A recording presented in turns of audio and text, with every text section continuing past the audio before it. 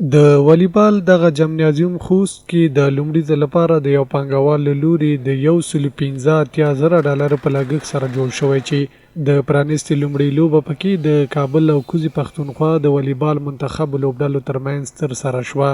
د شیخ زاید په نامه د یاد جمنازیوم جوړونکي په وینا په دغه جمنازیوم کې به نه یوازې د خوست بلکې د افغانستان په سطحه لوبې ترسره کیږي چې لوبغاړو لپاره د هر ډول اسانتیاو درلودونکی ده. افغانستان کې اوس د اسلامي امارت په راتګ سره 100% امنیت ده او زمینه مساعده ده. د ټولو سرمایه‌ګزارانو نه هیله ده چې راشي خپل وطن کې خپل پیسې مصرف کړي ترڅو خپل وطن مو د نورو وطنونو سره سیال. څنګه لوبغاړي د ورزش پرمختګ کې د معیاري ځایونو جوړول مهم یادوي او له کوزي پښتونخوا څخه راغلي لوبغاړي بیا له دواړو حکومتونو څخه افغانستان ته تګ راتګ کې د اسانتیاو غوښتنه کوي. تاسو خلکو ډېر مونږ ته دلته عزت راکړو او والیبال سره ډېر شوق دی، مونږ ډېر مینوال دي دلته. که له ماحول لاره کولاو شي نو مونږ دلته ډېر لنډ راتلی شو که نه. اوس مونږ تر خم باندې راځو، هغه کې ډېر ساعت لګي، لکه 11-12 غنټې ساعت لګي مونږ باندې دلته چې راځو.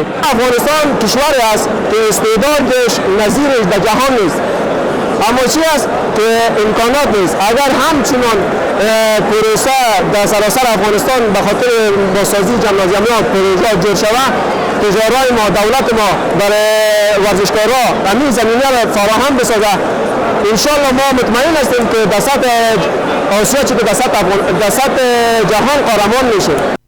د لوبو مینوال له یو بل سره د فکرونو په تبادله او د ذهني آرامتیا لپاره د داسې ځایونو جوړولو هرکلی کوي. د کوزي پښتونخوا په دې لوبه کې ګډون دا هم یو مثبت خبر دی. نو ورزش کولی شي چې سیمې سره نږدې کړي، ځوانان سره نږدې کړي، فکرونه سره نږدې کړي. ورزش ته فکر کول زما فکر یووالي ته فکر کول.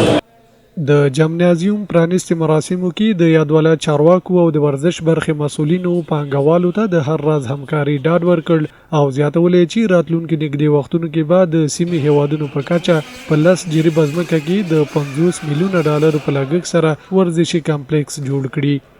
موږ د خصوصي سکتور سره لګیا یو چې په خوست کې به انشاءالله ښه ورزشي ځایونه جوړ کړي. الحمدلله دغه د لومړی قدم دی. تر څنګ ویلي ول چې مسافات سره موږ دا خبر شریکه کړې ده.